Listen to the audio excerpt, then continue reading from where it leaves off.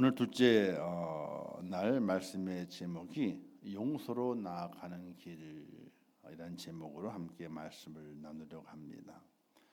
오늘 본문은 예수님의 가상칠언, 즉 십자가상에서 말씀하신 그 7가지의 말씀 중에서 첫 번째에 해당되는 말씀입니다. 그가 이렇게 말씀합니다. 아버지여, 저들을 사하여 주옵소서. 자기들이 하는 것을 알지 못함이니이다. 이렇게 말씀하시죠. 가장 먼저 드린 기도가 용서의 기도입니다. 십자가는 용서를 위한 것입니다. 인간은 자신이 하는 일이 죄인 줄 모르고 행하게 되죠. 왜 그런고 하니 어둠 속에 살고 있기 때문에 내가 지금 무슨 일을 하고 있는지 그걸 알지 못하고 행합니다. 행하고 난 이후에야 내가 잘못했구나, 내가 죄를 지었구나, 이런 깨달음이 오는 그런 어리석은 인간이기 때문에 그렇습니다. 인간은 끊임없이 죄를 짓고 살아갑니다.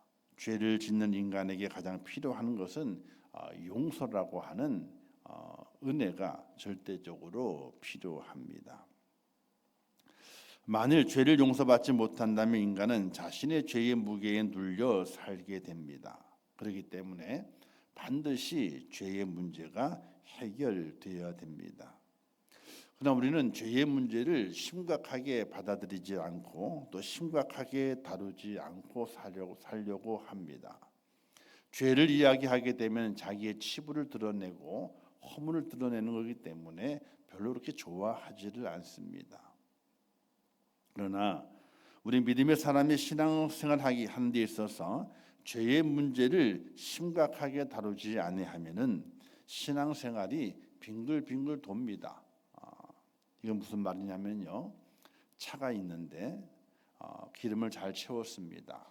엔진도 잘 걸렸습니다. 부릉부릉합니다. 근데 차가 가질 않아요. 공회전만 하는 거예요. 아무리 엑셀을 밟아도 차가 나가질 않습니다. 공회전만 계속하고 있는 겁니다. 이게 바로 죄의 문제가 해결되지 않고 죄를 심각하게 다루지 아니하면은 우리의 믿음의 성장이 이룰 수 없고 하나님의 은혜 아래, 하나님의 크신 은혜 아래 들어갈 수 없는 어리석은 자가 되는 것을 우리에게 말씀하게 되는 것입니다. 왜 죄의 문제를 다루어야 합니까? 죄의 문제보다 심각한 것이 없습니다. 건강의 문제보다도 물질의 문제보다도 세상의 그 어떤 문제보다도 심각한 것이 바로 이 죄의 문제이기 때문에 그렇습니다. 이 죄의 문제가 심각한 것을 알려주는 것이 바로 십자가 사건입니다. 예수님께서 왜 십자가에 죽으셨습니까? 그건 바로 우리의 죄 때문에 십자가에서 죽으시게 된 것입니다. 예수님인 하나님의 아들이 왜 하늘에서 성육신하시고 이 땅에서 십자가라고 하는 사형틀에 죽으셔야 했습니까? 그것은 바로 우리의 죄 때문에 그렇습니다. 우리의 죄를 해결하는 방법은 예수님이 죽으셔야 하는 방법밖에 없기 때문에 그렇습니다. 죄는 인생들에게 저주를 가져왔습니다. 아담과 하와가 범죄하여 하나님의 저주가 왔습니다. 아담에게는 평생 땀 흘리는 수고를 하여야 먹을 수 있고 땅은 엉겅퀴를 내어서 방해를 한다고 했습니다. 그 하와에게는 아이를 낳게 될 때에 고통을 주었습니다. 이것은 죄에 대한 하나님의 심판이요 하나님의 저주인 것입니다. 우리가 병이 들게 되죠. 먹고 마시는 문제의 어려움을 겪습니다. 이 땅에 찾아오는 모든 고통의 원인은 무엇으로 설명할 수 있겠습니까? 우연히 어쩌다가 일어난 일들이 아니라 인간이 행한 죄 때문에 하나님의 심판과 하나님의 저주로 말미암아 인생의 삶에 모든 고통이 오고 있다는 사실을 우리는 깊이 있게 깨달아갈 수 있어야 됩니다. 사람과 불화하는 것도 죄의 문제입니다. 이 죄의 문제를 해결하지 않고는 평안해질 수가 없습니다. 그리고 이 죄의 문제는 우리가 노력한다고 되어질 일이 아닙니다. 교육을 받고 교양을 쌓는다고 해결될 문제가 아닙니다. 사기치시는 분들 있잖아요. 많이 배운 사람들이에요. 또 다른 사람들에게 어려움을 주는 사람들 보게 되면요, 작은 어려움은 뭐 이렇게 뭐 내세울 것이 없는 분들이 작은 어려움을 줘요. 근데 큰 어려움을 주는 건요, 교양이 있고 많이 배운 사람들 통해 가지고 큰 어려움이 오는 것을 볼 수가 있게 됩니다. 또한 죄의 파급 효과는 엄청납니다. 우리가 지난 3년 동안 코로나가 온 세계에 고통을 주는 파괴력을 경험했지요. 그런데 죄의 파괴력에 비하면요, 그건 아무것도 아닙니다. 죄는 우리를 불행과 고통으로 이끌어가게 됩니다. 여기에 이끌리게 되면 죄의 종이 되고 맙니다. 이 죄의 문제를 해결해야 하는데 어떻게 해결할 수 있을 것인가? 세상의 방법과 인간의 학문을 가지고는 죄의 문제를 해결할 수가 없습니다. 성경은 이렇게 말씀하죠. 아들을 낳으리니 그 이름을 예수로 하라. 이는 그가 자기 백성을 그들의 죄에서 구원할 자이심이라. 이렇게 말씀합니다. 하나님께서 예수님 이 땅에 왜 보내셨는가? 자기 백성을 구원하시게 되는데 죄의 문제를 해결하고 자기 백성을 구원하기 위해서 이 땅에 예수님을 보내셨다는 사실입니다. 우리는 이런 이야기를 아주 전도하면서 예수 믿으면 복 받습니다.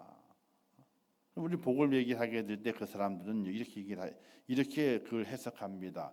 아, 예수 믿으면 복을 받는구나. 아, 물질의 복을 받고 건강의 복을 받고 장수의 복을 받고 평안의 복을 받고 다 잘 되는 복을 받는구나. 이렇게 생각을 하게 되죠. 그러나 성경에서 말씀하고 있는 예수 믿는 복 받는다고 하는 것은 인간의 그 하나님의 심판의 근원이 되는 죄의 문제의 해결을 받는 것을 복이라고 이야기를 하게 됩니다. 예수님의 십자가만이 죄의 문제를 해결합니다. 이것이 복음이요. 그 복을 말하게 될 때에 내가 곧 길이요 진리요 생명이라 이렇게 말씀하시게 되는 겁니다.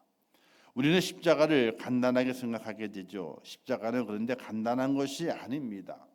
하나님 편에서 자기 아들 죽이는 것은요, 간단한 문제가 아닙니다. 자기 집에서 키우는 강아지 한 마리를 죽도록 내놓는 것도 참 어려운 문제잖아요. 재난 영화를 보게 될 때에 사람이 자기 집에 기르는 애완견이나 또는 고양이 이걸 건져내기 위해서 자기의 목숨을 위험한 지경에 빠뜨리는 경우가 있게 됩니다. 우리가 그걸 보면서 개 한 마리 살리려고 고양이 한 마리 살리려고 저렇게 뛰어드는가 이렇게 생각하는 경우가 많이 있거든요. 자기 집에서 키우는 강아지 한 마리라도 죽는 자리에 내놓는 것은 너무나 어려운 거예요. 힘든 거예요.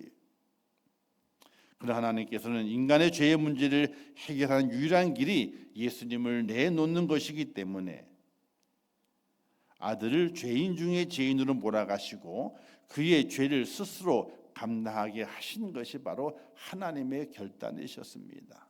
그게 십자가입니다. 십자가는 간단한 것이 아닙니다. 그냥 손쉽게 만들어진 것이 아니고 손쉽게 이루어진 사건이 아니라 하나님의 무한한 깊이 있는 사랑의 결단을 가지고 우리에게 내려주신 하나님의 은혜요 축복인 것을 깨닫는 여러분 되시기를 주님의 이름으로 축원합니다. 그리고 그를 죽임 당하도록 내버려 두셨습니다. 이사야 선지자 말씀하기를 이렇게 말씀하게 되죠. 그가 찔림은 우리의 허물 때문이요 그가 상함 우리의 죄악 때문이라. 그가 징계를 받음으로 우리는 평안을 누리고 그가 채찍에 맞음 우리는 나음을 받았도다. 우리는 다 양 같아서 그를 행하여 각기 제 갈 길로 갔거늘 여호와께서는 우리 모두의 죄악을 그에게 담당시키셨도다. 이렇게 말씀하고 있습니다. 사랑하는 성도 여러분, 고난 주간에 우리가 십자가 앞에 있습니다. 십자가의 은혜는 죄의 용서함 받는 은혜입니다. 우리의 죄를 완전하게 용서함 받는 은혜입니다. 그 은혜를 온전히 마음에 기억하고 십자가의 그 은혜가 우리의 심령 모든 삶 속에 넘쳐나는 또 새겨지는 축복자가 되시기를 주님의 이름으로 축원합니다. 예수님의 죽으심은 죄에 대한 대가의 완전한 지불입니다. 더 이상 우리가 받은 죄에 대한 심판이 남아있지 않습니다. 그래서 우리 신앙의 출발점이 바로 십자가가 되어야 하는 것입니다. 십자가 앞에서 내가 얼마나 심각한 죄인인가를 깨닫고 내가 얼마나 큰 죄의 덩어리인가를 인식하는 것에서 우리의 신앙은 출발합니다. 그냥 교회에 나오는 것이 신앙의 출발이 아닙니다. 예배를 드린다고 기도를 한다고 찬양한다고 신앙의 출발이 아닙니다. 우리의 신앙의 출발은요, 십자가 아래에서 내가 죄를 지은 죄인이구나, 내 모든 머리부터 발끝까지가 죄의 덩어리로 가득 차 있구나, 이런 인식과 깨달음을 가졌을 때에 신앙의 출발이 이루어지게 되는 것입니다. 우리의 모습이 온몸에 암세포가 퍼져서 완벽하게 끝난 상태, 더 이상 손을 쓸 수 없는 소망이라고는 0.1% 찾아볼 수 없는 자신의 처절한 모습을 십자가 아래에 내놓고 하나님의 은혜를 구하고 죄의 용서함을 구하는 그것이 바로 우리 신앙의 첫 걸음이 되는 것입니다. 누구나 다 교회 온다고 다 성도가 아닙니다. 천국 백성이 아닙니다. 우리 이 고난 주간에 십자가 아래에서 용서의 은혜를 깨닫는 하나님의 사람 성도가 될 수 있기를 주님의 이름으로 축원합니다. 내가 철저하게 죄를 회개해야 되고 내가 철저하게 내 속에 있는 죄를 떼어내게 되는 그런 작업이 이루어지게 될 때에 그때 비로소 은혜 받은 하나님의 사람이 되는 것입니다.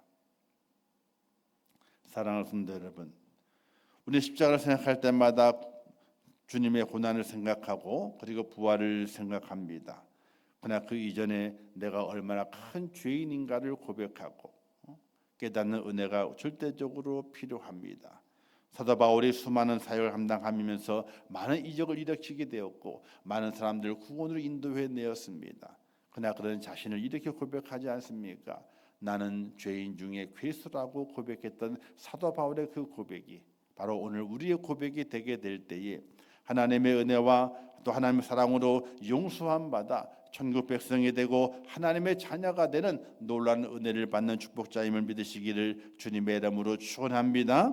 이제 우리가 십자가의 그늘 아래에서 예수님의 용서를 깨닫고 출발하는 그런 성도가 되었다면 우리는 어떤 삶을 살아가야 될 것인가?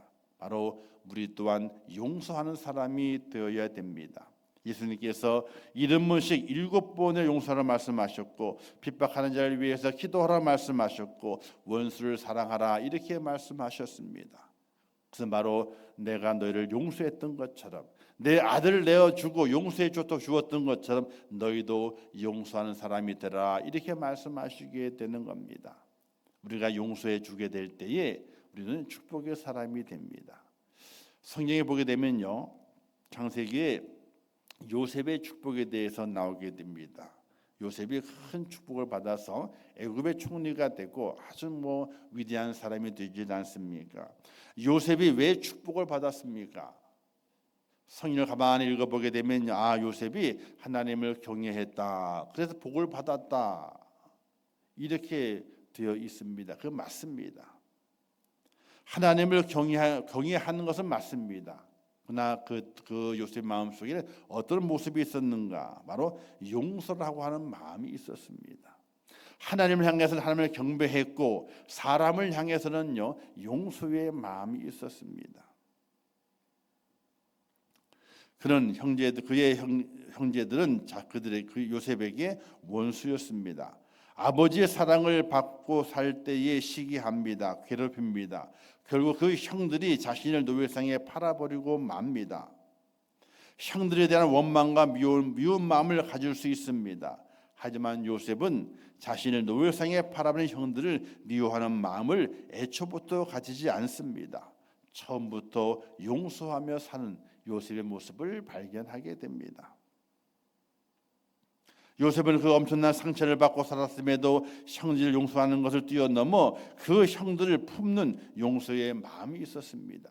그냥 용서하는 끝나는 것이 아니라 그 원수 같은 그 형들을 자신의 마음을 품습니다. 그리고 그들에게 살 길을 마련해 주게 되고 함께 하게 되는 그런 요셉의 모습 속에서 축복을 받으려면은 두 가지가 필요하다. 하나님을 경외해야 되고, 두 번째 사랑의 마음을 가지고 용서의 마음을 품고 용납해 주게 되는 은혜를 이루게 될 때에 그 하나님의 복을 받아 이 땅에서 잘 되고 장수하게 되는 놀라운 축복을 받는다는 사실을 깨달으시기를 주님의 이름으로 축원합니다. 만약에 요셉이 용서하지 않았다면요, 야곱의 가문은 피바람이 불었을 것입니다. 그러면 이스라엘이 존재하지 않는 거예요. 요셉이 힘이 없었습니까? 아내 어릴 때 시기받고 그리고 이제 괴롭힘 당할 때는 힘이 없었잖아요. 그러나 애굽의 총리가 된 요셉은 힘이 있습니다. 언제든지 자기를 괴롭히던 그 형들을, 자기를 팔아버리던 그 형들을 다 벌할 수 있는 위치에 있는 겁니다. 그럼에도 불구하고 그 형들 다 용서합니다. 살 자리를 다 마련해 줍니다. 그와 함께 동고동락을 합니다. 요셉의 용서가 야곱의 가문을 살리게 되고 이스라엘이라고 하는 그 놀라운 민족을 이루게 되는 시작이 된 것을 볼 수가 있습니다. 사랑하는 성도 여러분, 십자가의 아래의 소리를 깨달을 수 있는 것은 하나님을 경외해야 됨을 깨닫게 됩니다.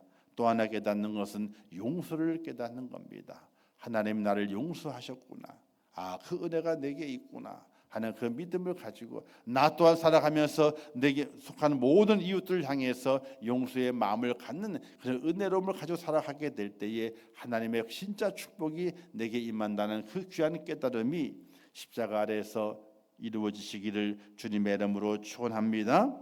십자가의 사건을 선명하게 깨닫는 성도라면 요셉보다도 더 용서하는 사람이 될 수 있어야 됩니다.